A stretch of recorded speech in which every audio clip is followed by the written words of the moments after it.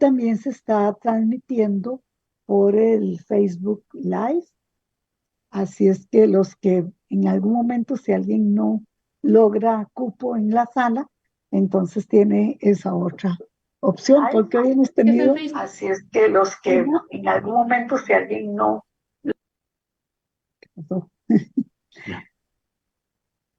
ahí se repitió lo que estaba diciendo. Bueno, Es que entró entonces, una persona. por favor, mantengan todos los micrófonos apagados para que no tengamos muchos ruidos externos.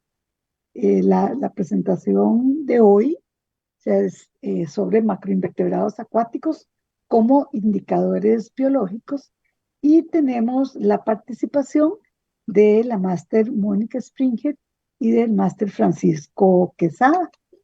Mónica es graduada de la Universidad de Múnich, Alemania, profesora catedrática en la Escuela de Biología de la Universidad de Costa Rica, investigadora del Centro de Investigación de Ciencias del Mar.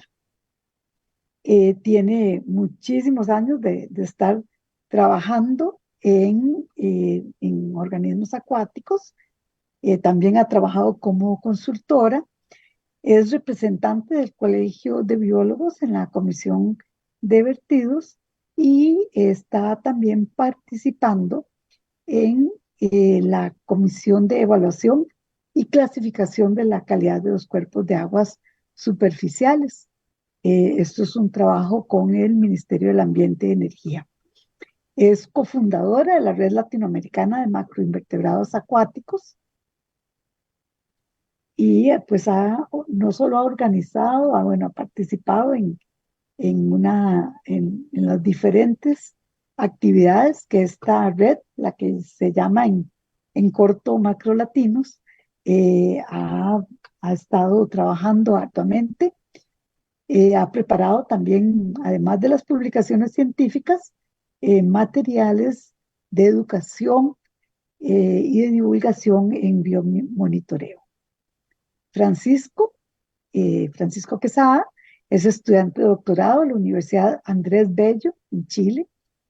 Tiene su maestría en biología de la Universidad de Costa Rica, la licenciatura de la Universidad Nacional en el manejo de recursos naturales y el bachiller en biología de la Universidad Nacional. Tiene 13 años de experiencia en el estudio de macroinvertebrados acuáticos y ha realizado publicaciones científicas. Bueno, también teníamos una participante más que no pudo acompañarnos hoy, pero tendremos la gran participación de Mónica y Francisco. La presentación es compartida, así es que ellos van a estar interactuando. Va a iniciar Mónica, después Francisco, pero en algún momento puede ser que interactúe. Entonces voy a dejar de compartir yo para que Mónica comparta. Muchas gracias, Ani, por la introducción. Y bueno, buenas noches a todos y todas. Es un gran placer estar aquí hoy con ustedes y sobre todo estoy viendo que tenemos un número bastante grande de participantes, lo cual nos alegra obviamente muchísimo. Voy a compartir y no sé, mientras tanto Frank también les puede dar la bienvenida. Sí, gracias Mónica y gracias Ani. Pues bueno, buenas tardes a todos, en algunos casos tal vez buenas noches. Muchas gracias por la invitación y vamos a intentar de que la conversación sea bastante amena y que conozcan bastante de macroinvertebrados acuáticos y prácticamente ahora los usos que podemos estar dándoles. Entonces, adelante Mónica y muchas gracias. Sí, muchas gracias, Frank. Y como bien dijo Ani, lo que vamos a hacer para que sea, ojalá, como un tipo charla casi conversatorio, nos estamos tornando Francisco y yo en la presentación, armamos la presentación en conjunto. em, y como bien dice el tema, pues vamos a hablarles un poquito sobre macroinvertebrados acuáticos como indicadores biológicos, pero nos vamos a enfocar muchísimo en Costa Rica. Entonces, me disculpo un poco con yo no sé cuánta gente hay internacional, tal vez nos pueden compartir en el chat de qué países nos están escuchando, los que no son de Costa Rica, como para también nosotros saber y hacer un poco referencia a la situación en otros países. Vamos a hablar muy, muy breve sobre qué son macroinvertebrados. La verdad es una introducción muy por encimita porque nos queremos enfocar mucho más en la parte que cómo se están utilizando como indicadores. Entonces yo voy a iniciar con esta parte también cubriendo cuándo inició su uso como indicadores. Después entramos en el bloque que está cubriendo Francisco, para qué se utilizan en Costa Rica y quiénes los están utilizando en Costa Rica. Y después hacemos un cierre en conjunto, que dónde estamos y hacia dónde vamos. Espero y creo que todo el mundo está viendo bien, ¿verdad? Y escuchando bien. Si no, por favor, me lo dejan saber. Yo en este momento no puedo abrir el chat, entonces tal vez, Francisco, mientras que yo estoy exponiendo, vos puedes revisar el chat por cualquier cosa. Sí, Mónica, Entonces, ujú, cosa, hay gente de Perú, Ecuador, wow, Guatemala, República Dominicana, El Salvador, Guatemala, creo que bueno. también algunos puso que Brasil, entonces está bastante variado, por si puedes, Increíble. cuando comentar algún ejemplo, si nos acordamos. Perfecto. Bueno, muchas gracias más bien por estar aquí con nosotros y pues esperemos que sea interesante también para ustedes. Y pues bueno, empecemos con lo que es el uso de macronaturados. Me imagino que muchas de las personas que están conectadas, ¿verdad? Saben que son macroinvertebrados, pero tal vez algunos no tanto. Entonces vamos a iniciar con una pequeña definición, que son pues obviamente todos aquellos invertebrados que son macroscópicos y se definen como mayores de 500 micras, ¿verdad? Que se pueden retener con una red de 500 micras. Esto comprende muchos diferentes grupos, como lo son, por ejemplo, nematos, anélidos, sanguijuelas, planarias, moluscos, crustáceos, ácaros y, por supuesto, los insectos, ¿verdad? Que para muchos de nosotros es casi que nuestro grupo con el que más nos enfocamos cuando trabajamos con macroinvertebrados. Y eso es en gran parte también porque los insectos precisamente son el grupo de mayor diversidad y abundancia en muchos de los ambientes de agua dulce, de todos los macroinvertebrados. Aunque también hay otros grupos que son muy diversos, como por ejemplo los ácaros, donde tenemos en Costa Rica más de 800 especies. Em, yo he hecho un cálculo así muy a dedo de cuántas especies podríamos tener en Costa Rica de macroinvertebrados de agua dulce y el número anda entre los 5,000 y 10,000 especies, tirando más hacia los 10,000, porque en realidad 5,000 es la estimación casi que solamente para los insectos. Y, por ejemplo, hay grupos que están completamente desconocidos y donde podrían haber una gran cantidad de especies como los nematodos, ¿verdad? Que ni sabemos cuántas especies hay en estos ambientes.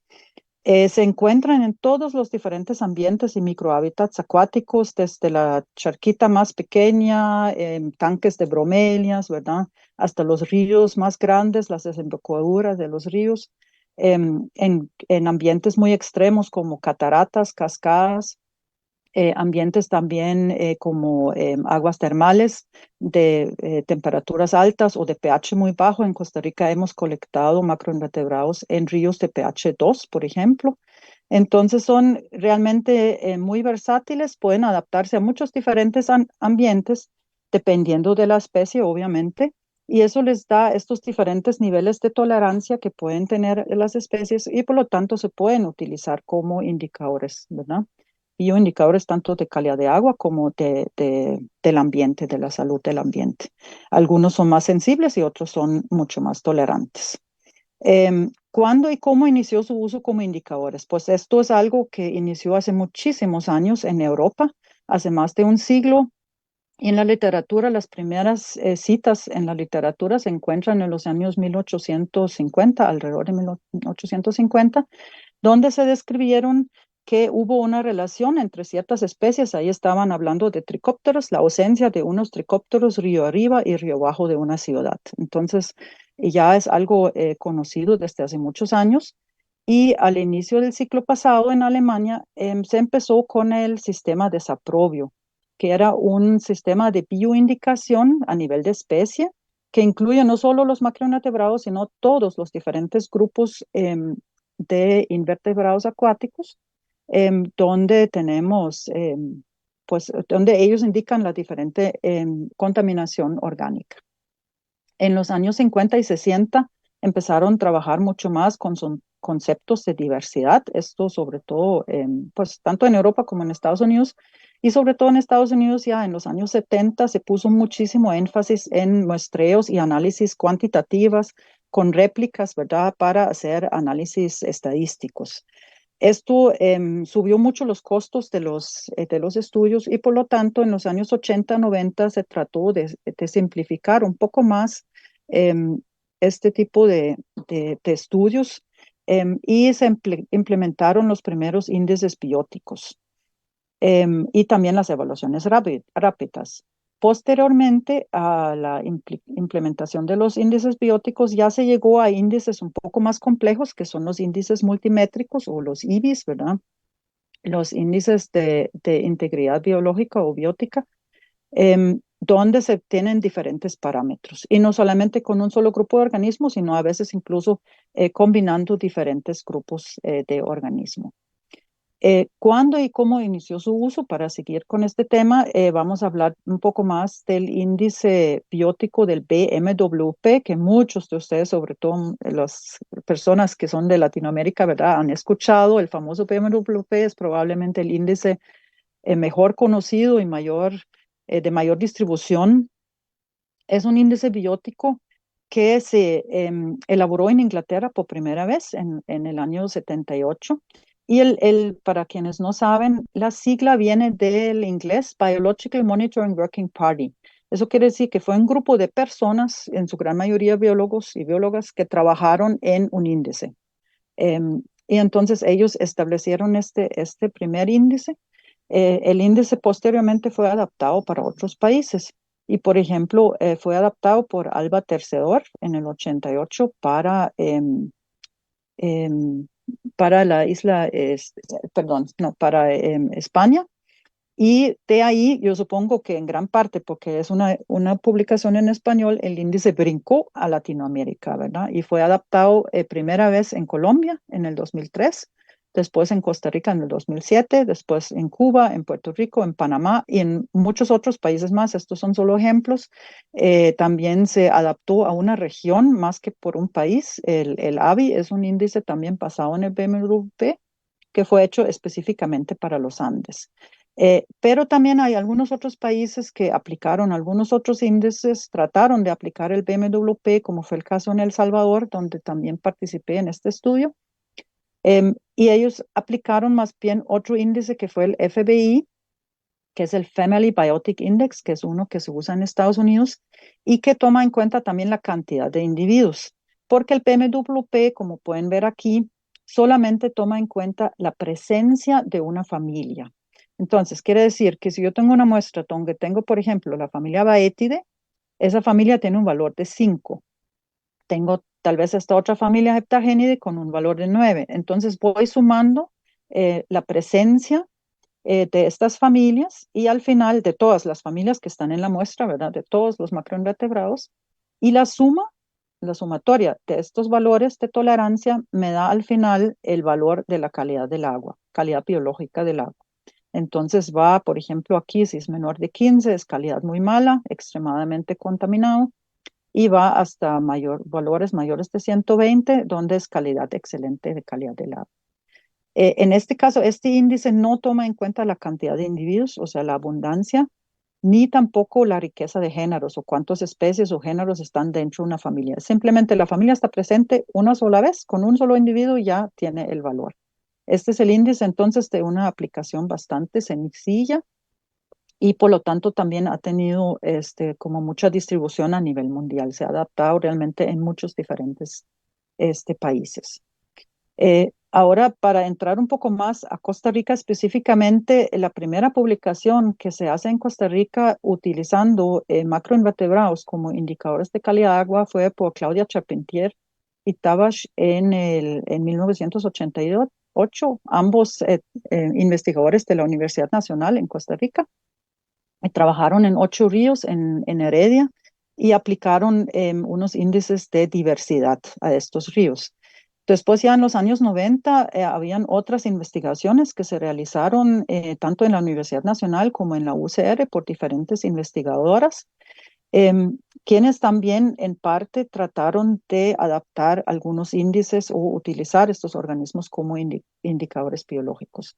En 1992 tuve el gran privilegio de iniciar la primera colección de entomología acuática en el Museo de la Universidad de Costa Rica, el Museo de Zoología, porque no existía como una colección oficial todavía en Costa Rica y como elaboré mi tesis con tricópteros y otros macroinvertebrados, entonces me dieron un espacio para empezar la colección y ahí iba creciendo y creciendo cada vez más, sobre todo a partir de los cursos que se estaban dando. El primer curso de entomología acuática se dio en la UCR en 1995, lo empezamos el profesor Paul Hanson y mi persona.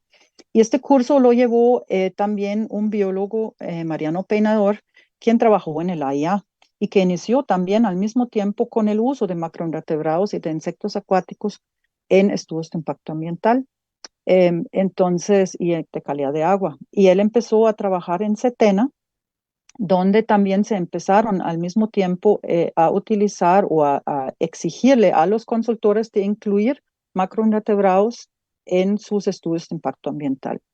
Ya en el 2007 se adaptó el índice PMWPCR, que fue una iniciativa de la bióloga Yamilet Astorga, cuando se publicó el decreto, del cual se va a hablar un poco más tarde, Francisco lo va a mencionar, que es el decreto de evaluación y clasificación de los cuerpos de aguas superficiales de Costa Rica.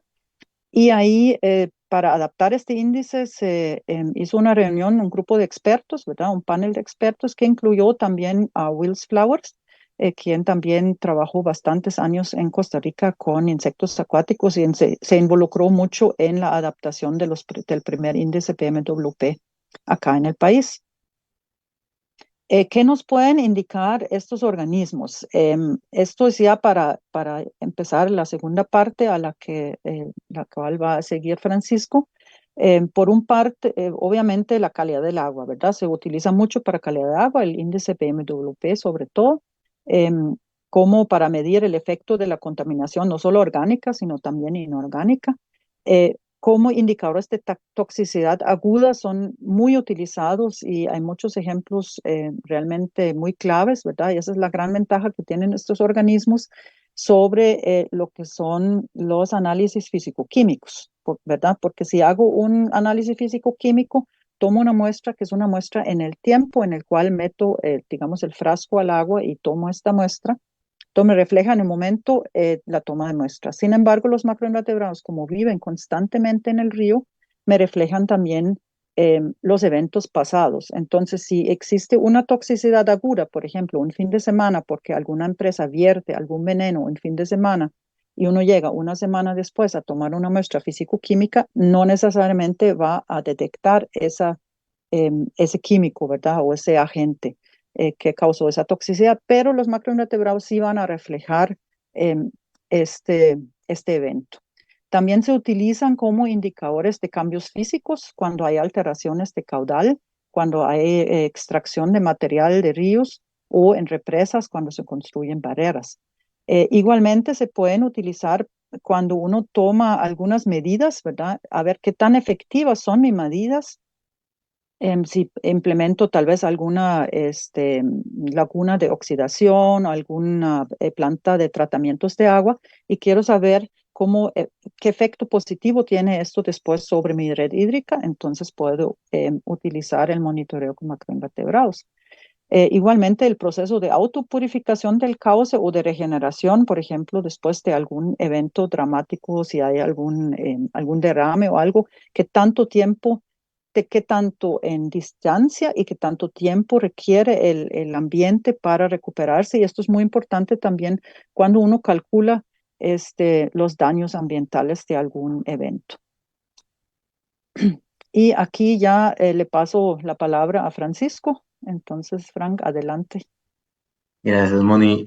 Bueno, sí, aquí ya empezamos a hablar un poco de cómo es que se utilizan los insectos acuáticos. Pusimos Costa Rica, pero realmente se pueden utilizar en todo lado por igual, ¿verdad? Como estábamos hablando bien de la calidad biológica del agua, pero antes de empezar con esta parte, tenemos que mencionar muy bien lo que es la parte de bioética. Es importante saber de que los insectos acuáticos no son solo algo que podemos utilizar, que los humanos van a utilizar. También tenemos que entender de que si nosotros estamos yendo constantemente a un río y estamos sacando especímenes, también podemos estar generando algún tipo de afectación. De igual forma, por ejemplo, el megalóptero, que es la imagen que tenemos en la parte inferior, esa que está señalando Mónica, ese organismo puede llegar a medir hasta 9 centímetros. Los más grandes pueden sobrepasar los 9 centímetros, pero para llegar a alcanzar esa longitud puede durar bien varios meses, si no hasta años, dependiendo de la región. Entonces llega el investigador y está constantemente pues capturando esos organismos, entonces puede generar un daño. También les cuento que llegan, toman la muestra, la depositan directamente en etanol y algunas larvas de megalóptera pueden durar hasta 3 horas en morir y pues es un sufrimiento para él. Entonces muchas veces como que recomendamos, si son larvas bastante grandes, si es para un estudio como impacto ambiental, es mejor documentarla pero volverla a liberar, principalmente si es una larva bastante grande. También tenemos que recordar que los insectos acuáticos son importantes en el ecosistema, ya que tanto acuático como terrestre, ya que ellos permiten el traspaso de energía, también de nutrientes, y algunos de estos organismos, el adulto va a ser un adulto volador y se va pues a desplazar a lo largo, y hay algunos como tipúlidos que son polinizadores. Entonces, para que vean que no solo las abejas, ¿verdad?, cumplen ese papel, sino que también insectos acuáticos, que son importantes que estén en los ríos, pues también tienen su papel en los ecosistemas. Ahora, ¿cómo los utilizamos nosotros los humanos? Bueno, aquí es lo que vamos a estar comentándoles. Entonces, como ya decía Mónica, la calidad biológica del agua, que prácticamente nos dice si el río está muy limpio, si está más o menos, si está contaminado, está muy contaminado. Entonces, como el fuerte que siempre se ha comentado de macroinvertebrados acuáticos. También se pueden utilizar en estudios de impacto ambiental para saber exactamente cómo estaba la condición del cuerpo de agua antes de que iniciara la actividad. Por ejemplo, digamos que si se quiere construir una represa hidroeléctrica, tenemos que ver cómo estaba el río antes de que se iniciara el proceso, durante el proceso y después del proceso. Entonces ellos nos sirven mucho para poder medir ese impacto de generar cambios en los ecosistemas acuáticos. Hay que ver que, por ejemplo, no es lo mismo un estudio de impacto ambiental que un estudio de calidad del agua, porque el estudio de impacto ambiental tiene más implicaciones, también daña la ribera, daña el entorno, y eso puede generar entonces que los organismos también cambien en no solo su presencia y ausencia, sino también en su abundancia. Entonces, eso es bastante importante. Y también en muchos estudios de impacto ambiental siempre es bueno y siempre recomendamos que aparte de insectos acuáticos o macroinvertebrados, también se estén utilizando lo que son peces. Y también se pueden utilizar los macroinvertebrados acuáticos para medir la integridad ecológica. Y cuando hablamos de integridad ecológica es prácticamente que se estén realizando todos los procesos ecosistémicos que normalmente se tienen que dar, como traspaso de nutrientes, de energía, interacción entre especies o entre la misma especie también. Y en el caso, por ejemplo, para utilizarlos como integridad ecológica, podemos usar el BMLP u otro índice, pero también en los organismos depredadores. Muy similar como lo que recomendó Franz Mora en México, que él utiliza depredadores para decir exactamente cuál es la salud de un ecosistema.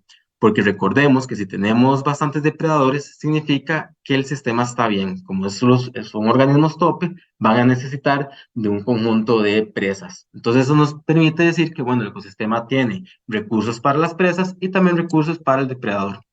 Entonces veámoslo de la siguiente manera, o sea, si por ejemplo yo vengo y tomo la muestra de calidad de agua y encuentro ciertos organismos y me dice que el agua, ¿verdad? De buena calidad biológica, porque encontramos varios organismos.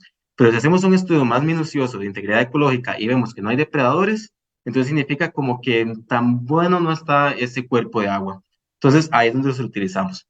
Entonces, si Franz Mora lo mencionó como con depredadores terrestres, también los macroinvertebrados acuáticos nos pueden servir como indicadores entonces de la integridad ecológica acuática. Por eso, por ejemplo, en este caso de Megaloptera, que es el que está aquí abajo, y en el caso de Odonata, que es la larva que está ahí arriba, es un gónfido, entonces son depredadores, duran su tiempo en desarrollarse a esos tamaños, entonces nos pueden indicar mucho en cuanto a la integridad. Si hacemos un muestreo y no encontramos larvas de megalóptera, las encontramos muy chiquititas, por ejemplo, a lo mucho 1 centímetro o menos de 1 centímetro, nos indica que algo ha pasado en ese ecosistema y por eso nos estamos encontrando larvas de hasta 6, 7 o 9 centímetros. Entonces vean que son distintas utilidades que le podemos estar dando.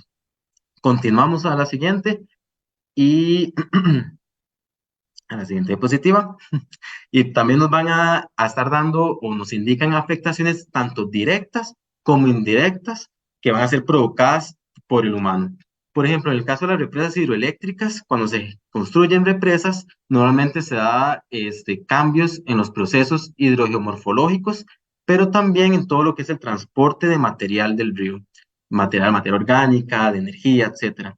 Entonces, aguas abajo de la represa, las comunidades van a estar cambiando y dependiendo del tipo de cambio que se dé, entonces ellos nos van a reflejar exactamente qué es lo que está pasando. Si empezamos a, por ejemplo, a encontrar muchos ramoneadores, puede ser que el agua se está eutrificando o caso contrario, ya no tenemos ramoneadores, entonces porque el agua está sin nutrientes, etcétera.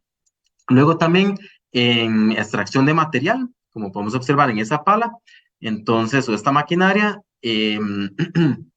ahí prácticamente podemos medir de manera una afectación directa, que es en el propio lugar de extracción de material, pero también de manera indirecta, aguas abajo, donde la pluma de sedimentos va llegando y podemos ir viendo cómo va cambiando estos organismos. Y podemos decir exactamente cuál es entonces esta afectación. En el caso, digamos, de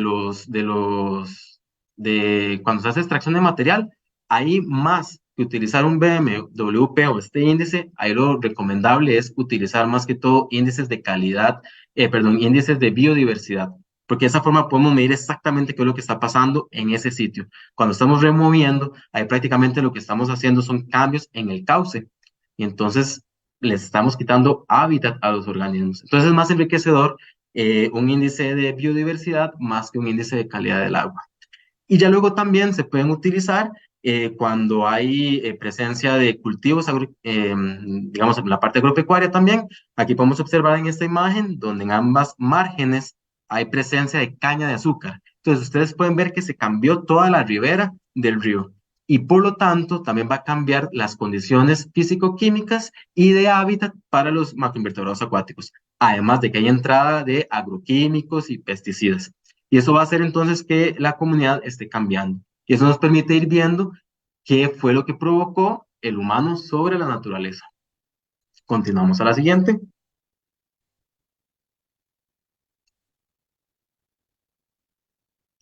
También pueden servir para denuncias ambientales, es decir, bueno, aquí tenemos la organización o el OIJ que se encarga de llevar a cabo todo lo que son investigaciones.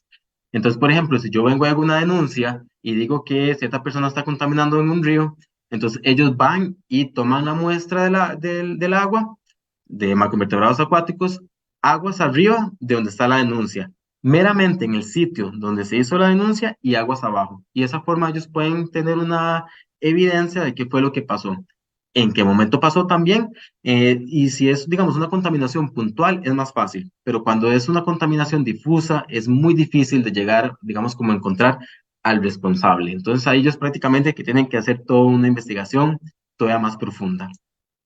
También puede servir como defensa de empresas contra denuncias falsas, es decir, yo puedo llegar y decir, miren, es que tal persona estuvo contaminando, tal empresa contaminó y simplemente por pura maldad hacen eso, pero cuando llegan los investigadores, toman la muestra y se dan cuenta que los macroinvertebrados acuáticos tienen un ensamblaje típico, ¿verdad? Tanto aguas arriba, en el disque lugar de contaminación y aguas abajo, entonces sirve como prueba para decir, no, aquí no ha habido contaminación. Esto si se hace, digamos, como al día siguiente de que se hizo la denuncia, ¿verdad? O porque si dejamos pasar mucho tiempo, pues no va a servir como prueba porque los macroinvertebrados van a volver a colonizar. Si la contaminación fue solo en un momento, pero si la contaminación es continua, entonces ahí sí no hay forma, porque veámoslo de la siguiente forma, digamos que alguien está contaminando el río bajo, digamos, con una tubería, y se dan cuenta que hoy van a ir a hacer una revisión. Entonces ellos pueden llegar a decir, cubran la tubería, séllenla como para que vean que no hay contaminación, pero claro, uno llega y cuando nos damos cuenta que no hay insectos acuáticos, perdón, macroinvertebrados, como dijo Mónica al principio, estamos más acostumbrados a los insectos, entonces siempre hago mención a insectos, pero los macroinvertebrados no están, Entonces prácticamente ellos nos dicen, no, aquí efectivamente pasó algo. Continuamos, Mónica.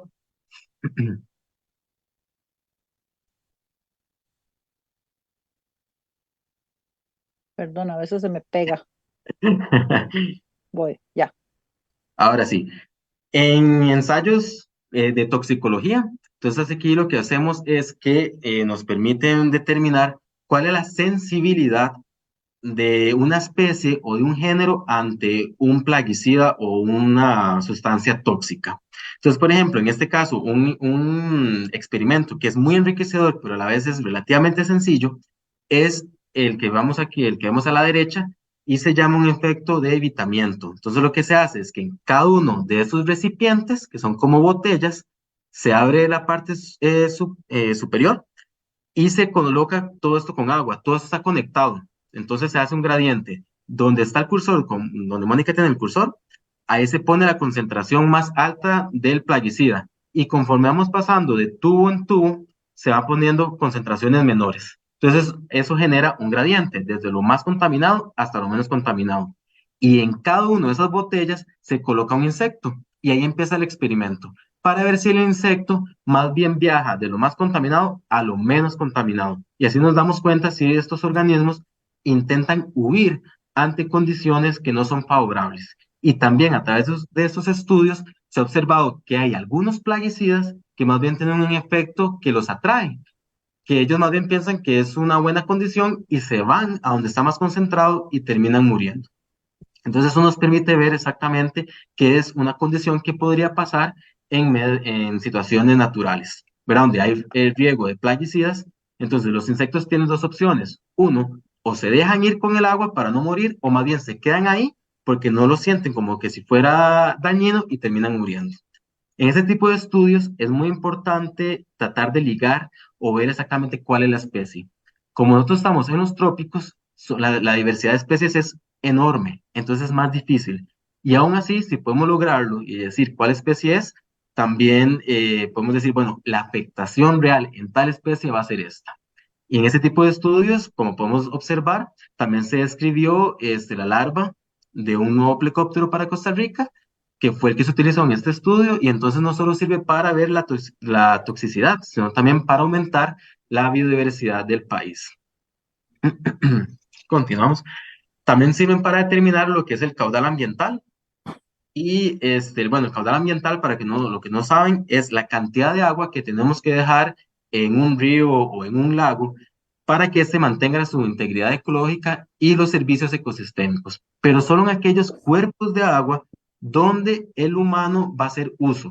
Es decir, si yo quiero extraer agua de un río para regar un cultivo, yo no puedo extraer el agua que yo quiera, porque termino o secando el río o cambiando sus características y perjudicando no solo a la fauna, sino también a las personas que hacen provecho de este río. Entonces, ¿cómo utilizamos los insectos acuáticos en este caso? Pues bueno, en el caso particular de Costa Rica, en el año 2000, en el 2020, lo que hicimos fue ajustar el índice LIFE, el cual lo que hace es que a los insectos acuáticos se les da una categoría de flujo. Es decir, que si les gustan las aguas muy correntosas, las aguas moderadas, las aguas lentas o las aguas estancadas. Y a partir de esto, entonces prácticamente les damos un puntaje. ¿Qué es lo que pasa? Que se dice que cuando cambia el caudal o modificaciones o variaciones en el caudal, hace que los ensamblajes de macroinvertebrados acuáticos también disminuyan. Entonces, en el gráfico podemos ver de que conforme pasan los meses, el caudal va variando. Entonces, los círculos que vemos de diferentes colores son los organismos que les gustan las aguas lentas o las aguas más moderadas, perdón, las aguas más rápidas. Y así podemos ir viendo que hay un cambio.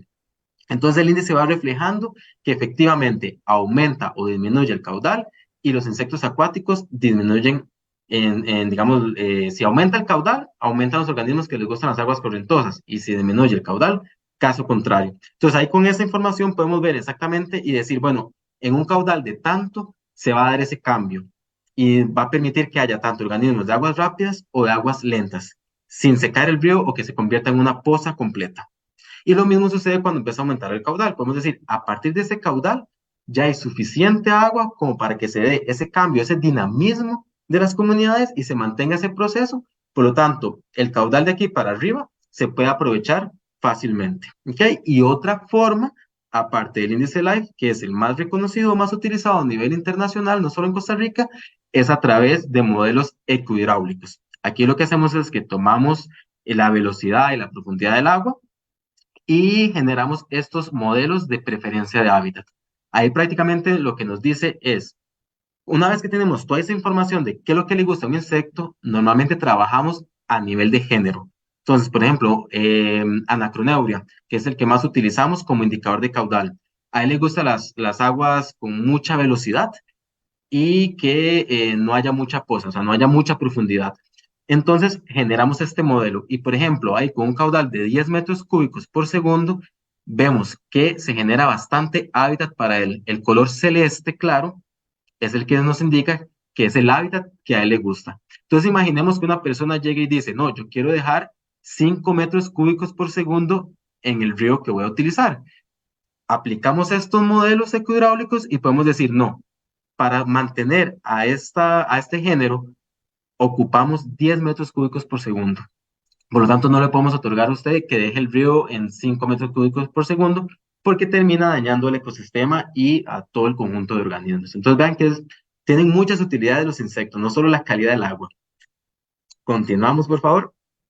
Y también tenemos monitoreos participativos y de educación ambiental, tanto para niños, adolescentes y también adultos. Aquí lo general o lo que queremos llegar con este tipo de monitoreos es que la persona tenga como un arraigo con el río o con el cuerpo de agua más cercano y que ellos sepan valorarlo, que ellos como que se sientan como que son los guardianes del río, que ellos pueden ir a tomar muestras, que ellos pueden identificar insectos, ver que tienen que mantener el agua limpia para poder conservarlo. Entonces, se vuelve muy enriquecedor porque los niños y adolescentes participan mucho, van tomando muestras, pero este tipo de monitoreos no tienen como una parte legal, es decir, la gente de las comunidades no pueden ellos tomar la muestra e ir y decir como esto es lo que estamos viendo, nos están contaminando. Ellos pueden ir en ese momento que hay como una alerta para ellos, tienen que llamar a un biólogo experto para que esa persona ahora sí tome la muestra de manera profesional, haga un informe y ahora sí pueda presentarlo si se quiere llevar como a un juicio o ver si ha pasado un cambio muy brusco en algún río por actividad humana. Entonces, hay algunas asociaciones que lo utilizan, en el caso de Costa Rica como ANAI y OSA Conservation, que lo que hacen es eso, es participación con las personas. Continuamos. Sí, yo creo que ya me toca a mí. El siguiente. Vamos a ver. Ay, se me pegó otra vez. Te pego. No, te toca a vos todavía, perdón. Continuamos. Sí, no, nada más yo quería meter la cuchara aquí un momentico. Es que un ejemplo también de un monitoreo participativo que es muy bonito es el de la Asociación ANAI, que trabaja en la parte de Talamanca Caribe y que ya tiene más de 20 años de estar monitorando los ríos, tanto con macroinvertebrados y con peces, involucra toda la comunidad, también la comunidad indígena, y han generado realmente información sumamente valiosa de esta región, únicamente con los monitoreos participativos. Entonces, un ejemplo realmente a seguir a nivel nacional y yo creo que también a nivel internacional, que esto cada vez aumenta la importancia de este tipo de monitoreos utilizando o Ujú. pasado con la comunidad. Y Sí. ya te dejo seguir, perdón. No, no, más bien, muchas gracias. Pues es un conversatorio, entonces más bonito que sea así, más interactivo. Muy bien, ¿quiénes normalmente suelen utilizar los insectos acuáticos? En el caso de Costa Rica, los que generan o construyen represas hidroeléctricas, como por ejemplo el Instituto Costarricense de Electricidad, el Compañía Nacional de Fuerza y Luz, y entes también privados, esos que les mencioné al principio son parte del Estado, los otros pues tienen más que todo como parte privada, pero suelen llevar un monitoreo. En este caso, acá suelen utilizar mucho lo que es el BMWP. Yo utilizaría más otros índices porque lo que queremos es observar exactamente cómo fue que se modificó todas las características hidrogeomorfológicas y al final terminaron afectando lo que son la presencia o de la fauna. Entonces, pero como les digo, nuevamente utilizan BMWP y es donde como el juicio de expertos es el que a veces debería de tener mayor peso. y decir, no, más que BMLUP, lo mejor que se puede hacer son otros índices u otros análisis también estadísticos. El AIA, que se encarga de distribuir agua a todo Costa Rica, y también algunas asadas lo pueden utilizar para determinar, ellos sí, la calidad del agua. Eso sí sería bueno BMLUP, porque son los que abastecen de agua potable, entonces siempre es bueno que tengan el monitoreo. Consultores para estudios de impacto ambiental, como mencionamos anteriormente. Sin embargo, en el caso de Costa Rica tenemos la CETENA, que es la que se encarga de evaluar esos estudios de impacto ambiental. Y siempre es bueno que tenga un acercamiento con el Colegio de Biólogos para asegurar de que los profesionales que están generando estos informes realmente tengan conocimientos en macroinvertebrados acuáticos, que tengan todos los atestados posibles. También ONG y fundaciones, el MINAE, que es el Ministerio de Ambiente de Costa Rica. Entonces la Dirección de Agua, que es dentro del MINAE, lo está utilizando, y municipalidades. En el caso de municipalidades, en la siguiente diapositiva, lo que observamos es que los macroinvertebrados acuáticos nos pueden servir como indicadores de cumplimiento. Esto porque desde el año, imagínense ustedes, desde el 2007 se aprobó el voto Garavito, que esto es que se obliga al Estado costarricense en revertir la contaminación de uno de los ríos más contaminados de Costa Rica y de Centroamérica, que es el Grande de Tárcoles. Ese río es bastante contaminado, y año con año lo único que hacen, pues, 34 municipalidades y otros entes gubernamentales es nada más tomar muestras de insectos acuáticos. Tenemos que recordar de que si no hacen o no toman medidas, entonces difícilmente la situación va a cambiar. Entonces, año con año, los insectos lo que nos vienen a decir es que nada ha cambiado, siguen habiendo principalmente macroinvertebrados acuáticos de aguas muy contaminadas. Por ejemplo, siempre salen muchos quironómidos, irudínidos. Entonces, eso prácticamente nos indica el agua está totalmente contaminada, y como les decimos, desde el 2007 vemos como el mismo patrón. Los insectos no han llegado como a mejorar, siguen siendo aguas totalmente contaminadas. Entonces, para que vean que también nos sirve como una herramienta para decirle al gobierno, vean, tienen que actuar más, tienen que cambiar más, tienen que ser de una forma quizás más veloz, o buscar tal vez otra forma para empezar a mejorar la calidad del agua. También, según la Dirección de Agua del MINAE, lo que se está haciendo en Costa Rica es que tenemos, o se está haciendo todo el monitoreo de todo el país, de los ríos o los aguas superficiales, principalmente de ríos, y lo que se hace es ver la calidad del agua, es ver si el río está limpio, si está más o menos, y ver en aquellos ríos que están presentando indicios de contaminación o de afectación, actuar de manera temprana y ver de qué manera se puede mejorar. Eso viene regido por un decreto. Entonces el decreto dice que tiene que ser un biólogo que esté colegiado, el que toma la muestra, el que tiene que identificarlo y tiene que generar los informes. También se toman valores o datos físico-químicos, y como les digo, es en todo el país. La ventaja con este tipo de monitoreo es que no solo nos dice la calidad del agua, sino que también, como hemos muestreado casi que todo el país, que ahora vamos a ver una imagen, pero prácticamente hemos logrado encontrar organismos que no eran tan fáciles de encontrar. Por ejemplo, en este organismo que está a la izquierda, que es un cefénido, si no me equivoco, era de la subfamilia Eubrinidae, y sale muy poquito, y a través del plan hemos logrado identificarlo y registrarlo en otros ríos. Lo mismo sucede con el lepidóptero, que está a la par, que creemos que es de la familia Crambidae, y a veces la gente lo identificaba como si fuera Petrófila, pero no, es otro género, y solo hemos encontrado en zonas muy específicas. Entonces, este tipo de monitoreos tan amplios permite encontrar organismos que no son tan fáciles de encontrar, y a la vez aumentar esos rangos de distribución y decir, bueno, esas zonas, por ejemplo, en el caso del lepidóptero, que no es tan común, podríamos decir, bueno, hay que protegerlas. Además, que donde lo hemos encontrado es en un río que está en las faldas de un parque nacional. Entonces vean que pareciera como que a él le gusta ese tipo de ecosistemas más conservados. Y en la siguiente ahí podemos ver prácticamente todo este monitoreo que hemos estado haciendo desde el 2015. Ahí pusimos 2020, pero la verdad es que todavía a la fecha, este año se ha retomado. Son 3 universidades las que se encargan de realizar este monitoreo: la Universidad Nacional, la Universidad de Costa Rica y el Tecnológico. Cada uno está compuesto igual, digamos, son los biólogos los que toman las muestras, y eso nos ha permitido ver exactamente cómo está Costa Rica en cuanto a sus cuerpos de agua superficiales. Continuamos. Yo creo que ahora sí ya sigue Moni. Ah, no, sigo yo.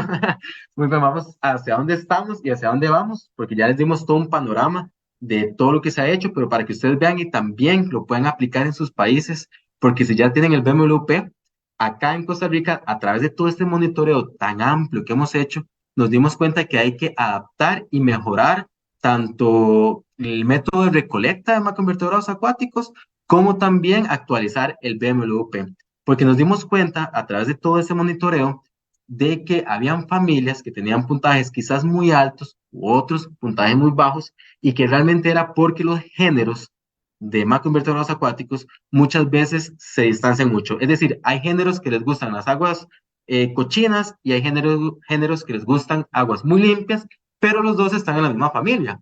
Entonces se les da un puntaje bajo y prácticamente se castigaban a los géneros que les gustaba aguas limpias. Entonces formamos un subcomité biológico que está compuesto por todas estas personas que están viendo ahí todas las fotos de nosotros y nos faltó la foto de Lidia que no encontramos por internet, pero si ahí Lidia nos está viendo también está presente. Y prácticamente lo que hicimos fue, ese subcomité nos reuníamos para hacer pruebas estadísticas y con nuestra experiencia ir asignándoles nuevos puntajes a aquellos que merecían cambios o no. Si decíamos, no, el puntaje que ya tiene, ese se queda. Entonces, para que vean que realmente se ocupa un trabajo en equipo para mejorar ese tipo de índices.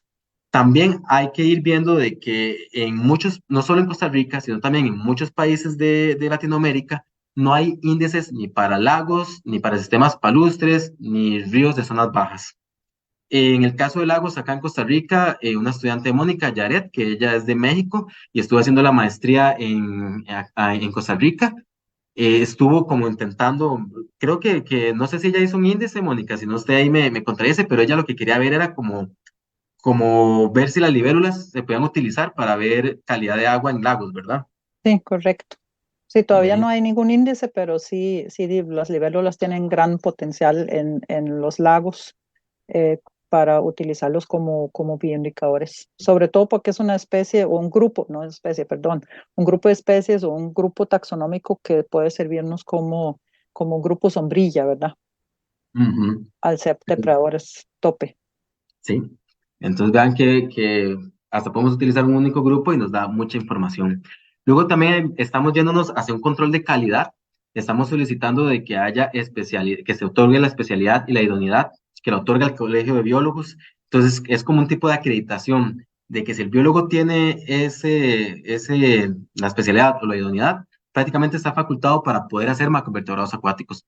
Esto porque lastimosamente muchas veces hay biólogos que creen que pueden hacer macroinvertebrados acuáticos con solo haber llevado una o dos clases de insectos acuáticos, sino realmente se ocupa varios cursos, también limnología, hidrobiología, también participar en los mismos seminarios, en congresos, para que ustedes, digamos, que se están iniciando, se puedan ir sumando a una red que más adelante Moni les va a estar contando, pero es importante estar acreditado. De esa forma, si algo llegara a pasar ante un problema, digamos, legal, este tipo de acreditaciones le sirven a uno para decir, un momento, yo soy experto, yo sé lo que estoy hablando, no me pueden contradecir, el Colegio de Biólogos me respalda y tengo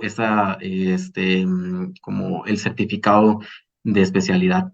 También con esto de que queremos actualizar la ley o el decreto, queremos solicitar de que también se le pida siempre a los biólogos que tengan esa acreditación del Colegio de Biólogos. Y también protocolos estandarizados por parte de CETENA para que los estudios de impacto ambiental sean lo más similares posibles y así uno pueda comparar. Y yo creo que ahora sí, yo creo Sí, que ahora sí, ahora sí, sí. bueno. Ok, ya para finalizar, ¿verdad? Esa parte dónde estamos y hacia dónde vamos, necesito mencionar obligatoriamente, quienes me conocen saben por qué las colecciones científicas, ¿verdad? Yo soy muy aficionada a las colecciones por el gran potencial que tienen. Y yo defiendo mucho que todos estos estudios que se están realizando deberían depositarse. Estas son muestras del Plan Nacional de Monitoreo que están en el Museo de Zoología de la UCR, ¿verdad? Que es parte del CIBET, que es el Centro de Investigación en Biodiversidad y Ecología Tropical de la UCR, ¿verdad? Entonces, hay un sitio donde están todas estas muestras y se están digitalizando y esta base de datos va a estar disponible en Internet también para que las personas la puedan después, posteriormente, ¿verdad? Consultar. Y ese es el programa Specify, la que se está utilizando, pero es a nivel de todo el museo. Esto también es el depósito legal. Por ley en Costa Rica hay dos depósitos legales, que es el museo, digamos, la UCR y el Museo Nacional. Entonces, eso es muy importante saberlo. Y allí también están los testigos de los estudios de impacto ambiental, ¿verdad? Entonces, si pasa algo y hay algún reclamo o alguna denuncia, uno puede volver a esas muestras y puede hacer comparaciones con lo que había pasado antes, ¿verdad? Todas las muestras de, por ejemplo, del ICE, de los biólogos y las biólogas que trabajan en el ICE, que trabajan también en Fuerza de Luz, muchas de estas muestras también se encuentran en esta colección, ¿verdad? Y son realmente una fuente importantísima para futuros estudios.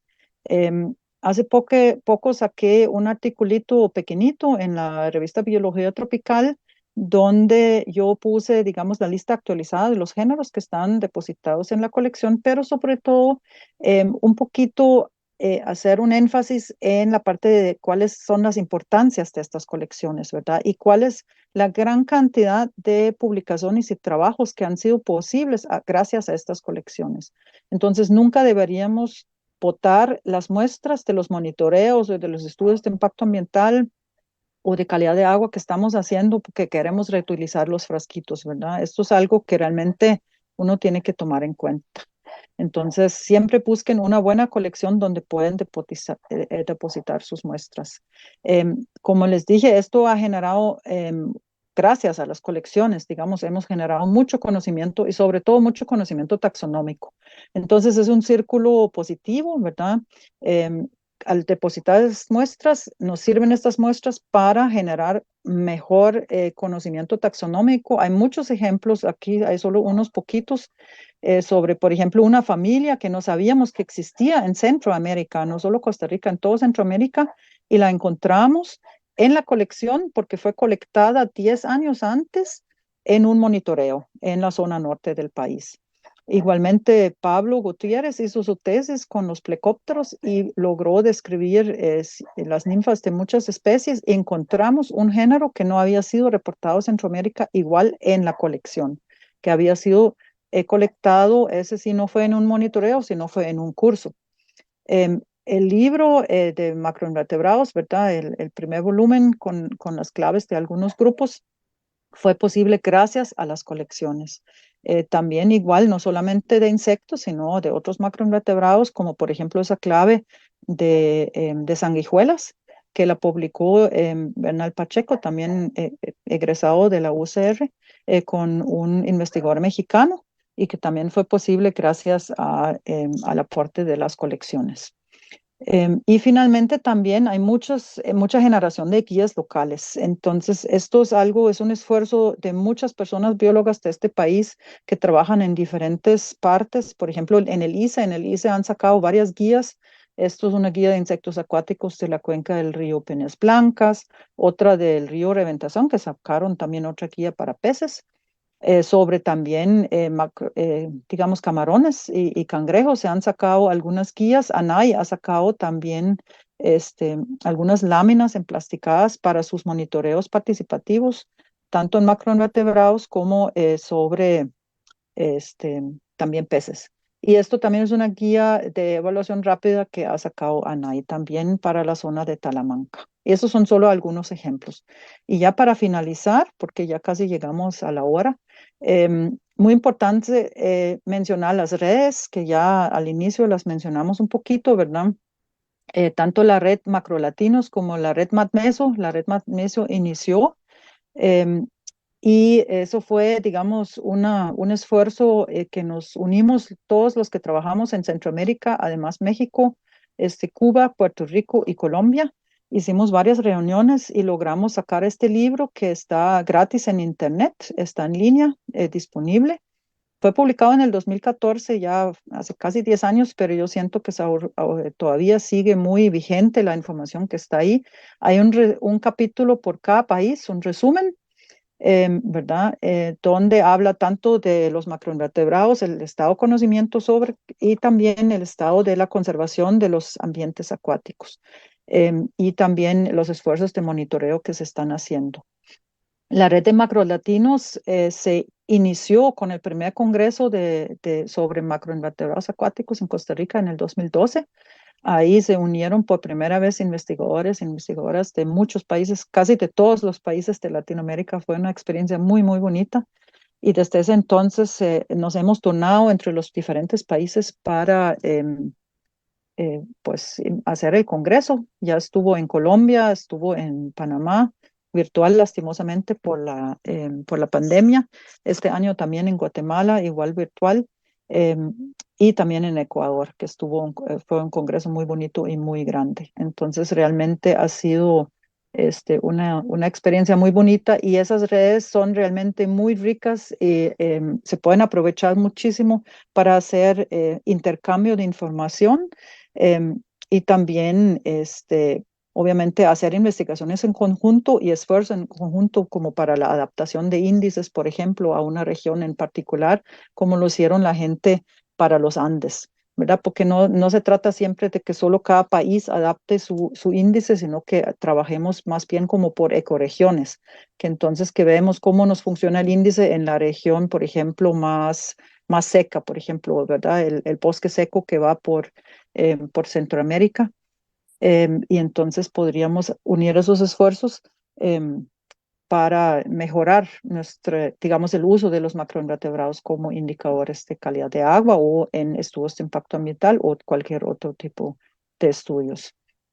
Entonces, yo creo que con eso ya finalizamos y podemos, ya si quieres, Frank, ya abriste el micrófono, Aquí estoy. estaríamos dispuestos y bienvenidos las preguntas. Muchísimas gracias por su atención.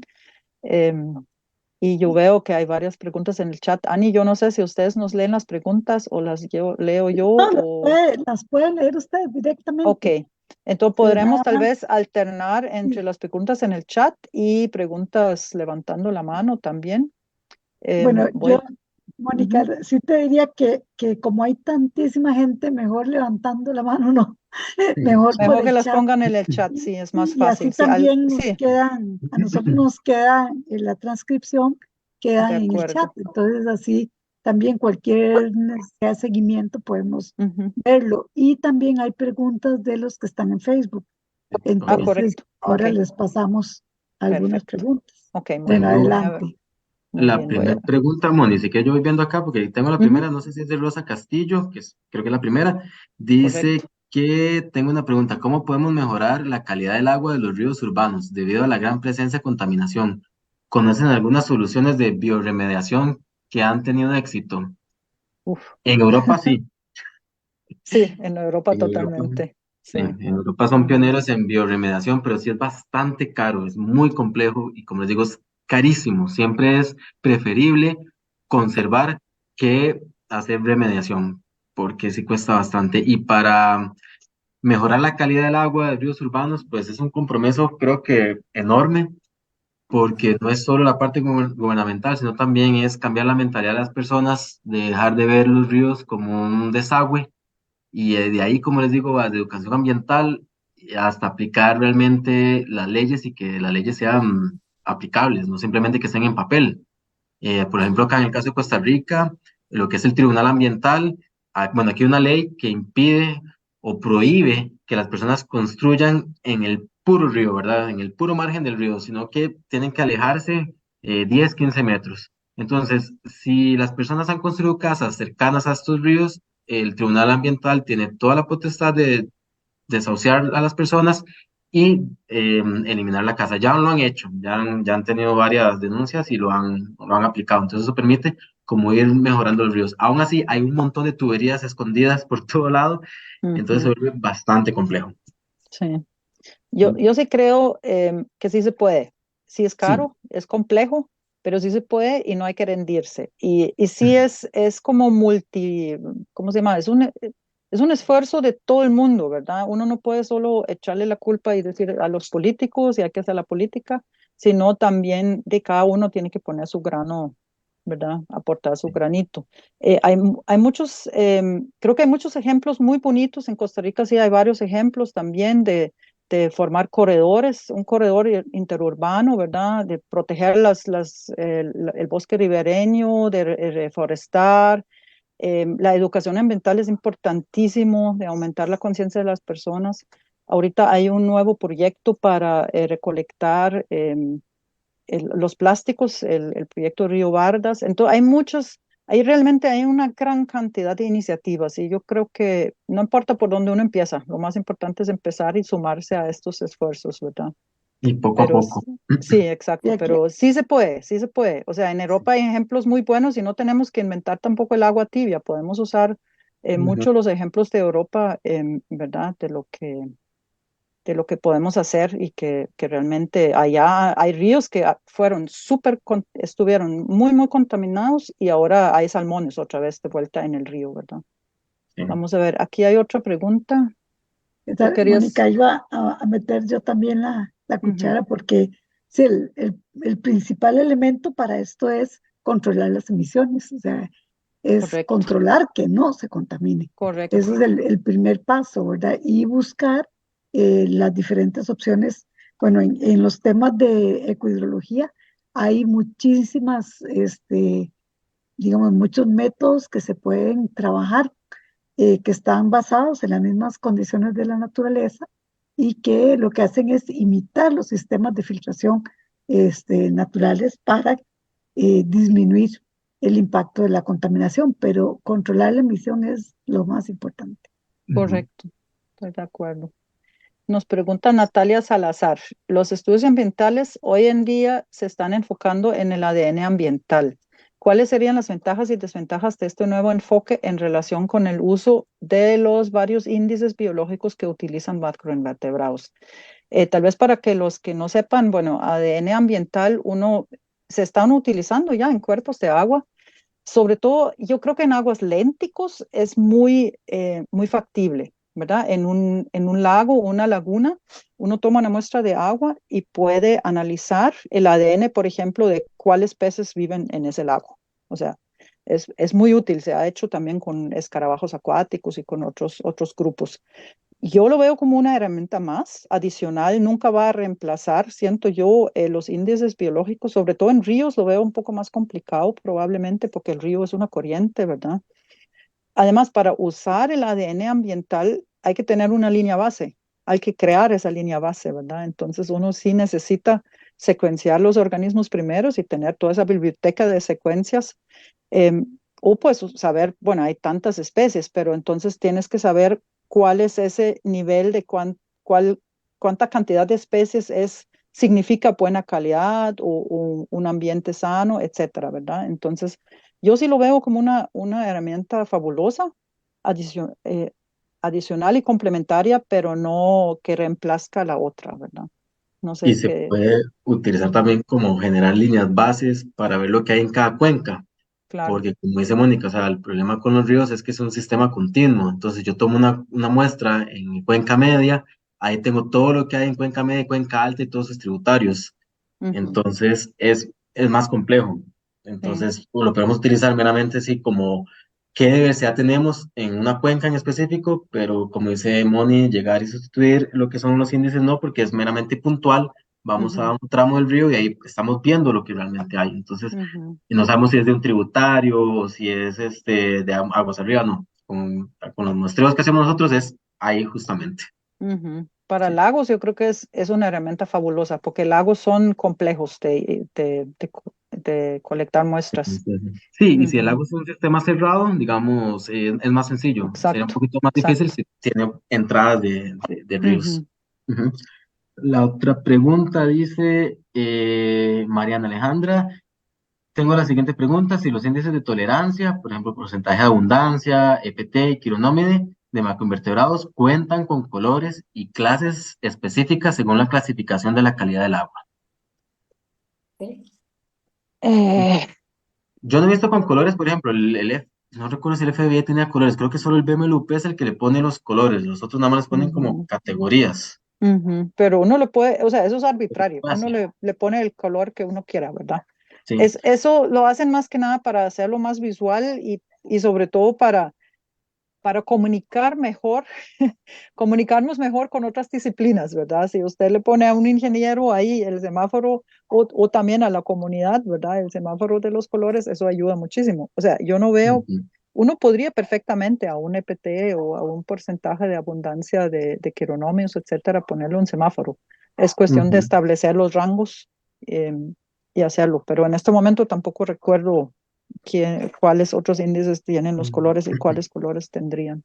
No, pero sí, simplemente uno lo puede, bueno, nosotros que estábamos ajustando el BMWP, uno de hecho puede agregar más categorías o disminuir las categorías, como dice Mónica, Ujú, permite hacerlo, ¿verdad? Y agregar el ujú, color que uno quiera, no hay ningún problema. ujú, El de Michelle Hernández, ¿qué índices, bueno, dice un saludo desde Honduras, un saludo, ¿qué índices aplican en el plan nacional?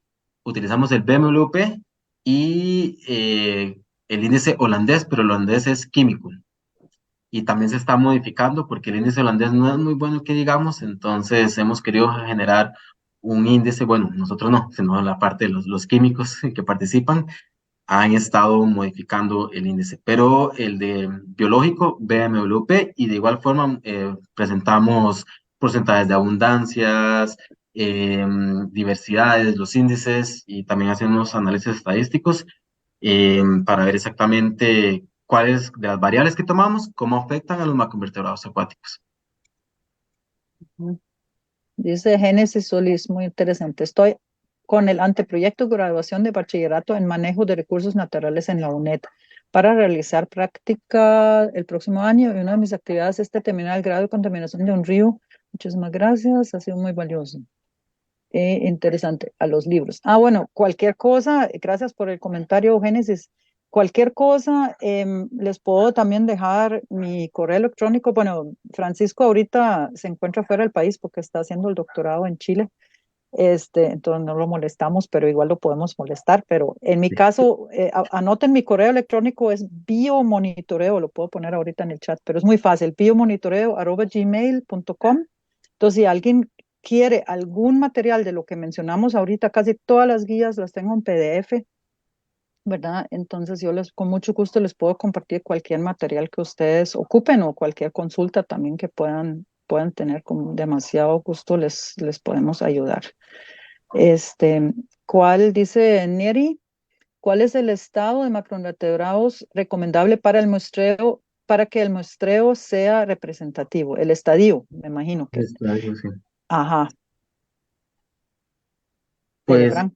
cualquiera, Sí, exacto. Es principalmente, fácil de contestar. sí. Cualquiera que viva en el agua. Cualquier que vean el agua, exacto. Prácticamente, digamos, no es que solo va a recolectar adultos o solo va a recolectar larvas, no, digamos, si él vive en el agua, no importa el estadio, va para adentro. Y tampoco la talla. Si usted lo puede identificar, bien, como es a nivel de familia, a usted sea sumamente chiquitito, un plecóptero, digamos, recién eclosionado, usted se va a dar cuenta qué familia pertenece. Y así para cada uno de todos los órdenes. Entonces, ya, digamos, a nivel de género sí va a ser más difícil, pero como estos índices, la mayoría son a nivel de familia, se puede utilizar cualquier estadio. Ujú. Frank, si quieres, siga leyendo. Voy a sacar la perra porque está ladrando. Ok. ¿Existe alguna interacción entre los macroinvertebrados acuáticos y la presencia de coliformes fecales en las aguas? No hemos encontrado ningún tipo de relación, la verdad es que no, porque digamos, en algunas, ¿verdad? No todas partes de tratamiento se libera el agua, un poco con menos carga contaminantes, pero igual lleva algunas cargas de coliformes fecales, igual hemos encontrado macroinvertebrados acuáticos. En otros ríos que también no tienen un efecto urbano, pero sí, digamos, de ganadería, donde hay mucha ganadería y se depositan las heces del ganado, también se encuentran coliformes fecales y se han encontrado gran diversidad de insectos acuáticos. Entonces, no, no hay tanto como una relación muy, muy específica. Sí, es más que nada cuando hay mucha contaminación fecal, que sigue siendo Ujú, contaminación orgánica que baja el oxígeno, ¿verdad? Entonces ya la falta de oxígeno sí puede afectar a los organismos, pero los coliformes fecales no. Eso es ujú, también algo muy importante cuando uno da una charla a una comunidad, ¿verdad? Que uno siempre tiene que recalcar que los macroinvertebrados, a pesar que pueden indicar buena calidad de agua, eso no es equivalente a calidad de agua para consumo humano, ¿verdad? Porque pueden haber bacterias, aparte de coliformes, pueden haber otro montón de bacterias que nos pueden enfermar a los humanos y que a los macroinvertebrados les está totalmente igual si están ahí o no. Entonces, eso siempre uno tiene que tener muchísimo cuidado cuando habla de la bioindicación, ¿verdad? Porque sí se ocupan otros estudios de macroinvertebrados, perdón, de microorganismos perdón, es que algo pasó aquí eh, para que sea para agua potable. Sí. Y luego Baldo nos pregunta qué hacer ante la eutrofización de aguas continentales y qué especies de plantas acuáticas serían las más indicadas para bioremediación. En el caso de eutrofización, como comentamos, parar el foco de contaminación. Eso es como el paso número uno. Ya luego, digamos, la ventaja con los ríos es que ellos van lavando y cada vez que hay crecidas, ellos prácticamente remueven todo el fondo y ahí puede ir permitiendo que digamos, todo lo que son los contaminantes que se han adherido al sustrato, pues se vayan desprendiendo. Pero es con el tiempo, no es tan fácil como de la noche a la mañana. Entonces, lo que dijimos anteriormente, primero es tratar de disminuir la contaminación y ya luego que el mismo proceso del río que tiene autodepuración, pues con el paso de los años lo vaya logrando. Y en plantas acuáticas yo sí no sé nada porque yo soy meramente de Sí, insectos. yo también sé muy poco. Yo sé que sí hay trabajos, hay muchos trabajos con plantas acuáticas. De hecho, aquí en Costa Rica, en la Universidad Nacional, hay un grupo de personas que trabaja específicamente en eso. Si me escribe un correo, con mucho gusto los puedo contactar. Yo sé que sí se usa, yo conozco algunas lagunas de oxidación donde usan la ecornia, ¿verdad? El lirio de agua, que es de cuidado porque es una especie invasora bastante fuerte en ambientes acuáticos naturales, pero yo sí lo he visto que lo usan aquí en el país, por ejemplo, en unas chancheras en Monteverde, lo he visto para que filtra el agua, igual en las lagunas de aguas grises que salen de la soda del instituto en el tecnológico. Pero también hay otras, ¿verdad? Que pueden usar que son, por ejemplo, como un tipo de tifa y etcétera. O sea, hay muchas que tienen mucho potencial y depende un poco, creo que también para el tipo de contaminación. Me imagino que hay diferentes plantas para diferente tipo de contaminación, ¿verdad? Si remueve más contaminación orgánica o más, por ejemplo, metales pesados, etcétera, ¿verdad? Pero muy buena pregunta. Ay, perdón, es que Tenemos también a Dionisio Mónica que pregunta que si los folletos sobre bioindicadores de calidad del agua de la UCR ER 2007 han cambiado en algún aspecto o siguen siendo una buena guía para identificar macroinvertebrados acuáticos. Muchas gracias, admiro mucho su trabajo. Muchas gracias. Bueno, para identificar, en realidad, estos folletos ayudan un poquito en la identificación, pero no pueden ser nunca el único, ¿verdad? La única literatura que usamos para identificación, porque son muy específicos para un área y son solo como una selección de algunos organismos. Entonces, sí, siempre hay que utilizar también las guías. Esas guías, esos folletos los usamos más como cuando hacemos talleres con comunidades, con niños, etcétera, ¿verdad? Sin embargo, para hacer un buen estudio sí se ocupan las claves taxonómicas de los diferentes grupos y por eso insistimos mucho que es importante que sean personas que tengan la especialización, ¿verdad? Que hayan llevado cursos para que sepan cómo identificar realmente muy bien. Pero sí, se han generado otras guías y estamos trabajando en otras guías para otras regiones, ¿verdad? De la Earth, bueno, la Earth ha sacado dos, una para el Caribe y una para el Pacífico, Mm, para la Telempisque, y sacamos otra para una cuenca más pequeña aquí cerca del Valle Central, en el Purires. Y sé que, bueno, el ICE también ha sacado otras guías. sí. Luego tenemos otra, dice Pablo Solano, está viendo los ríos o cauces se estudiaron en el país y vi la zona atlántica. Esta fue y es afectada por los agroquímicos de las plantaciones de banano, plátano y piña. ¿Cuáles fueron los macroinvertebrados? ¿Cómo evitan las pérdidas, conservan y aumentan las poblaciones de los macros o de mayor importancia? Ajá. Sí, bueno, prácticamente que muestreamos todo el Atlántico, bueno, llevamos casi que todo el país, ¿verdad? Pero en el Atlántico también hacemos, durante el plan también se toman datos, no lo dijimos, de plaguicidas. Buscamos todos tipos de plaguicidas. Y bueno, ¿cuáles fueron los macroinvertebrados? Pues es que depende del tipo de río, porque vean unos ríos donde prácticamente son de fondo muy lodoso, entonces hay menos cantidad de insectos. Hay otros que, por ejemplo, el río Madre de Dios, que está muy impactado por agroquímicos, nos dábamos cuenta de que el río tenía hábitat para los macros, pero había muy poquitos debido a esa cantidad de agroquímicos que se han vertido. Entonces, para evitar la pérdida, primero que nada es conservar el área de amortiguamiento, evitar, ¿verdad? Talar los árboles hasta el puro río, sino dejar esa capa o ese buffer de árboles para que no estén ingresando tanto los agroquímicos.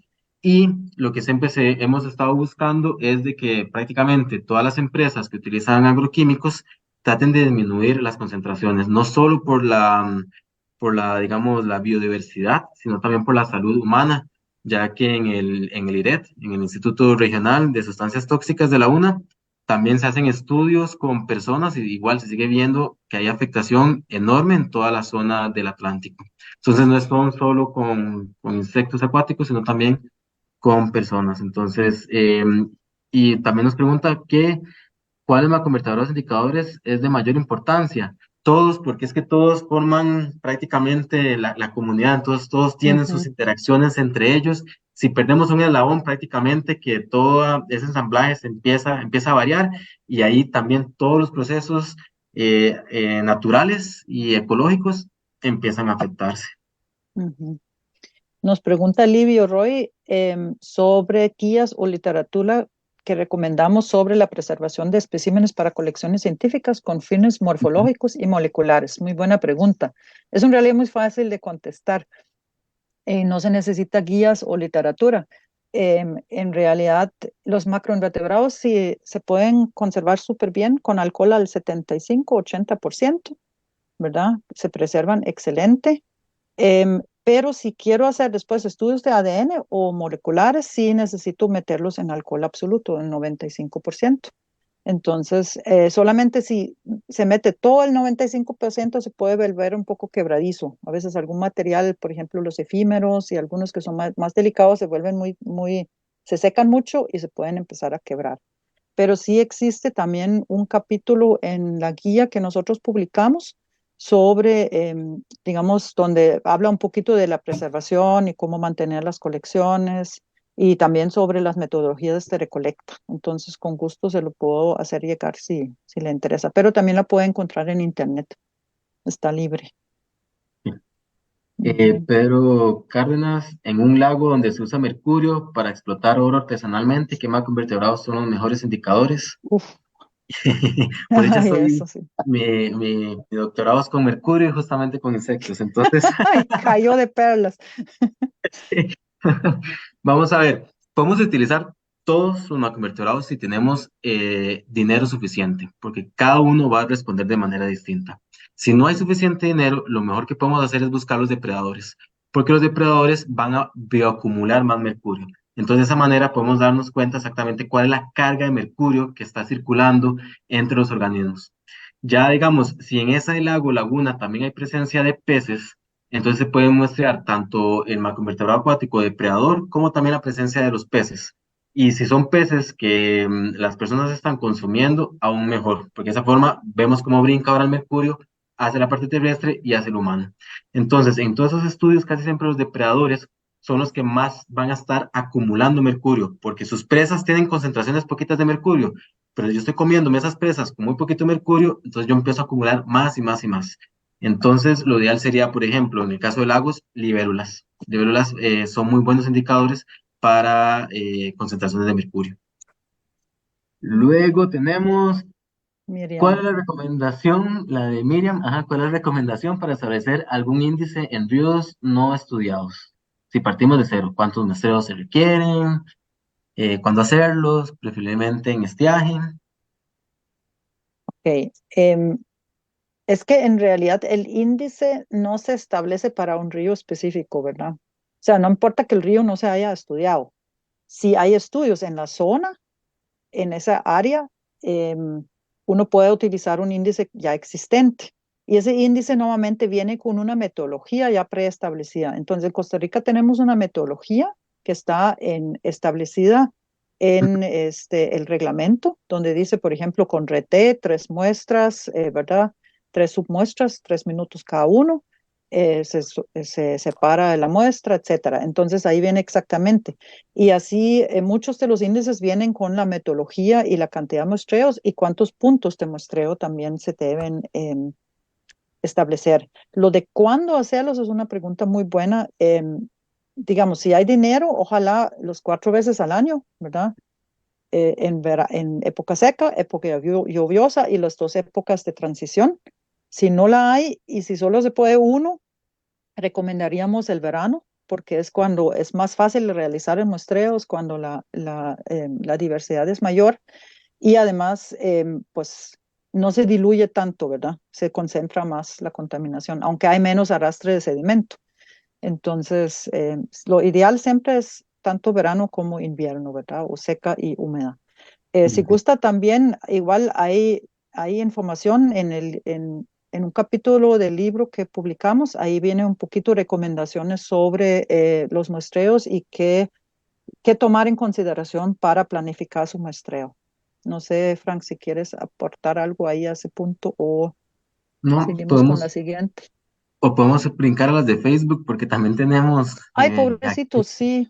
Ajá. Dice, por ejemplo, de Facebook, Patricio Lozano, ¿qué índice de calidad de agua sugiere aplicar en ecosistemas lénticos, en específico lagunas? No hay, No hay. no hay. Sí, no hay, no, digamos, en Latinoamérica no hay, pero en Europa sí hay. Ellos en Europa sí tienen sus índices, pero es que ellos los han ajustado, están mucho más avanzados. Entonces, algo que podríamos empezar a hacer en Latinoamérica es ver esos índices que están allá, cómo los podemos adaptar acá. Como dice Mónica, ¿para qué inventar el agua tibia si ya ellos han gastado dinero y tiempo? Entonces, mejor nosotros aunque es igual, es difícil, ¿verdad? Porque nosotros que estamos ajustando el BMLUP, nos toma nuestro tiempo, pues también hay un gasto económico y todo, pero Ujú. va a ser menor que ir, empezar como desde cero. Sí, y a veces también no debemos olvidarnos de los otros grupos. A veces no quedarnos siempre como con los macroinvertebrados, aunque es lo que más nos gusta a nosotros, ¿verdad? Pero, Ujú. por ejemplo, para lagos puede ser que sea mucho más factible, mucho más fácil aplicar un índice en fitoplancton, por ejemplo, ¿verdad? Eso es un índice que podría ser muchísimo más fácil de aplicar y ver, por ejemplo, cuando suben las cianobacterias, esto ya es un indicador de que algo anda mal. Entonces, no siempre los macroinvertebrados van a ser lo más adecuado a un ambiente en específico. Aquí hay una que es relacionada con la de los lagos, que es sobre humedales costeros, Ujú. que es casi que la misma respuesta, ¿verdad? O Ok. con aguas de alta salinidad. Entonces habría que ver qué es lo que hay ahí presente para ver cuál es el mejor indicador y no necesariamente tiene que ser un macroinvertebrado, podría ser algún otro grupo. Ujú. Hasta peces podemos usar, la verdad. Exacto. Sí. Ok, Otra otra de Facebook. pregunta. Ajá, dice, dirección de agua, se utiliza estudios ecohidráulicos para definir el caudal a probar. Se habla de un caudal ecológico del 10% del caudal total del río como remanente posterior a captaciones. Se sabe si ese porcentaje realmente mantiene la fuente de agua y los macroinvertebrados en niveles saludables. Bueno, la dirección de agua está diseñando nuevas metodologías, está con el TEC, se está haciendo desde hidráulicas, ecohidráulicas, holísticas. Se ha probado en un río en Cartago, luego también el río Pejivalle y el Tempisque. Entonces ahí van, como por lo menos con la mano con la dirección de agua. Sí se ha visto que el 10% es un número totalmente arbitrario. Entonces, lo que le sirve a un río, a otro no le va a servir. Entonces, el 10% no es recomendable. Siempre se tiene que hacer estudios para ver si cuál es el volumen de agua que se necesita dejar para por lo menos mantener la diversidad presente. Y también hay que hacer énfasis en que el caudal que le sirve a los insectos acuáticos no significa que va a ser el caudal que le sirve también a los peces y a las personas. Entonces, normalmente tiene que ser bien integrador. Pero todo depende del tipo de actividad que se va a utilizar. Ya, tal vez sí, Ujú, importante mencionar de que el año pasado el decreto cambió y ujú, sí, digamos, ya no exige que sea el 10%, sino que el caudal ambiental debe ser definido utilizando una metodología adecuada, y de ahí las diferentes opciones de las metodologías.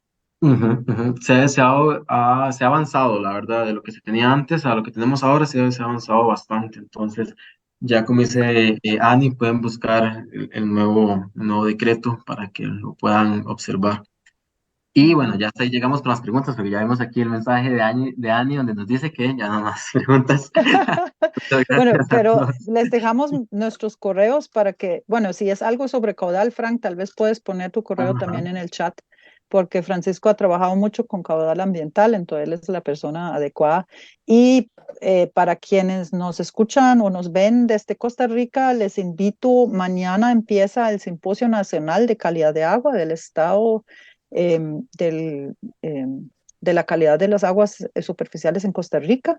Son 3 días, inicia mañana, es en la Ciudad de la Investigación, en el auditorio del CIMAR, en la Universidad de Costa Rica. Todavía pueden inscribirse.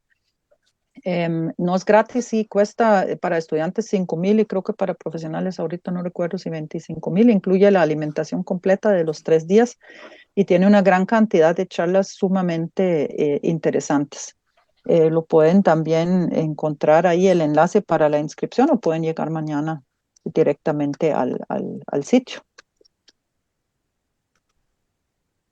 Y no sé si hay algo más ahí o ya nos van a echar, Ani. Pero muchas gracias por quedarse hasta, No, mira, todavía tenemos realmente 75 aquí participantes. aquí nos podemos quedar un gran rato más. Siempre somos un poquito más flexibles, siempre nos pasamos de la hora. Es solo Claro. para que la gente no se empiece a desconectar. Entonces, pues Ujú. realmente en algún momento hay que ponerle fin a la actividad, pero realmente agradecemos muchísimo, primer, primero que todo, la disponibilidad para participar hoy. Agradecemos muchísimo la participación de tantos interesados en el tema, pues esto también nos ayuda a ver algunos de los puntos en los que el colegio puede orientar otros, digamos, otras actividades. Podemos hacer otra de caudal ambiental, hacer otra en otros temas, y pues nos sirve también de un medidor de los alcances que el colegio da. Realmente el interés es aportar, apoyar para que nuestros colegas y bueno, ahora a nivel internacional también puedan recibir la mejor información disponible en los diferentes temas. Esta semana tenemos un programa muy variado porque estamos en el mes del profesional, de los profesionales en ciencias biológicas, o sea, de la persona profesional en ciencias biológicas, y por lo tanto, pues aprovechamos para tener un abanico bien amplio de presentaciones. El programa, o sea, no lo voy a repetir ahorita porque son bastantes, pero es casi que vamos a tener como unas 8 webinarios más. Así es que síganos en el Facebook, en el Instagram, ahí está el programa.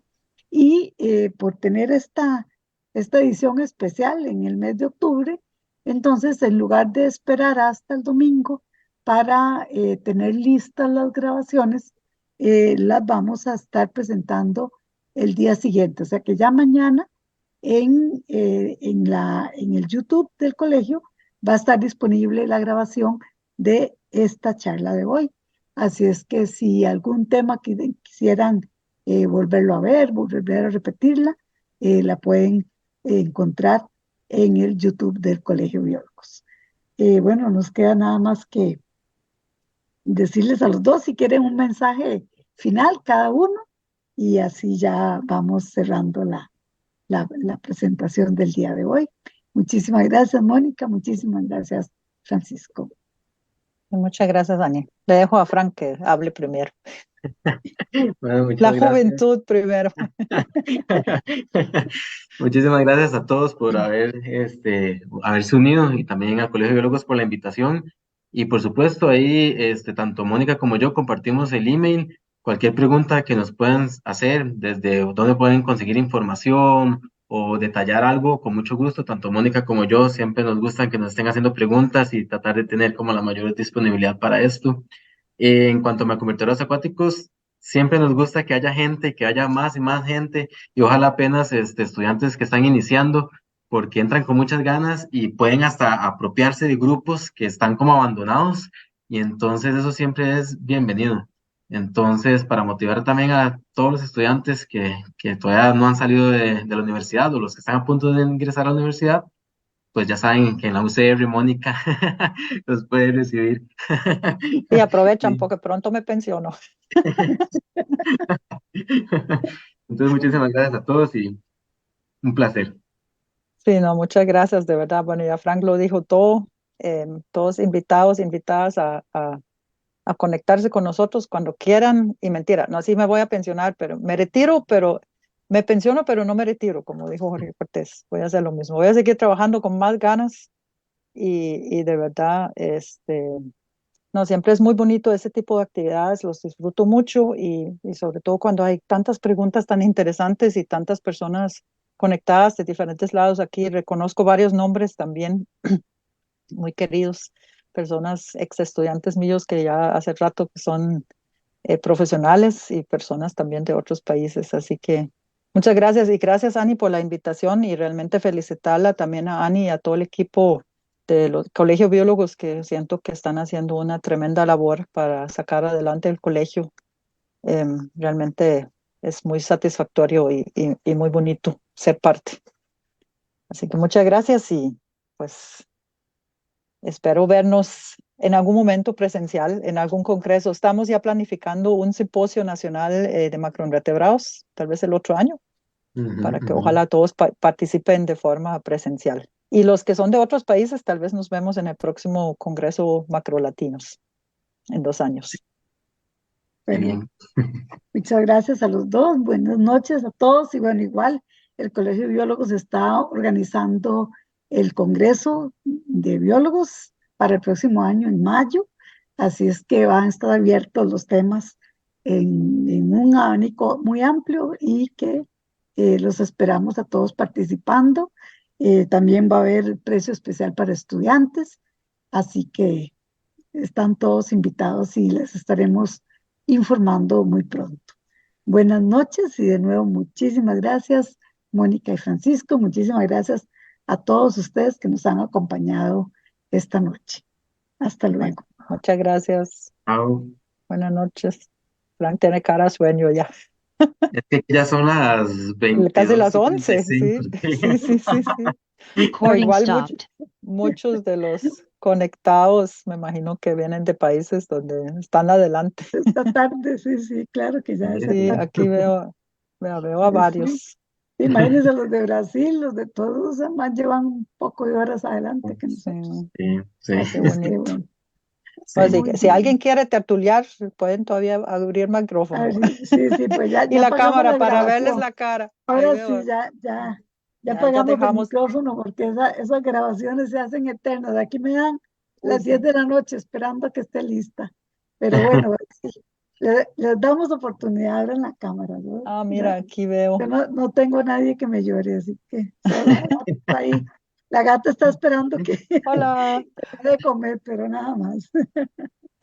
Sí, pero muchos deben de ser también estudiantes. Mira, ahí está Ronnie. Sí, ahí está Ronnie. Ronnie. Ahí está. Vea, Leo. Bien. Hola. Sí. Y la Yaret también está. Areta Tanto. está por ahí. Ujú. Sí, qué bonito. Sí. Bueno, yo me retiro porque aquí ya son las 10:30 y ni siquiera he hecho la cena. Hoy, sí, sí, yo tampoco he cenado, pero aquí es más temprano. Tampoco. Sí. Bueno, muy bien. Bueno, Muchas Bueno, muchas gracias. gracias, chaito. Fran. Chao, chao. Buenas noches. Mira, Hasta está luego. Silvita también. Silvia Carvajal, que trabaja ahora en Fuerza de Luz. Ahí Katy está saludando. Bastante, sí. Qué Ok. lindo verla.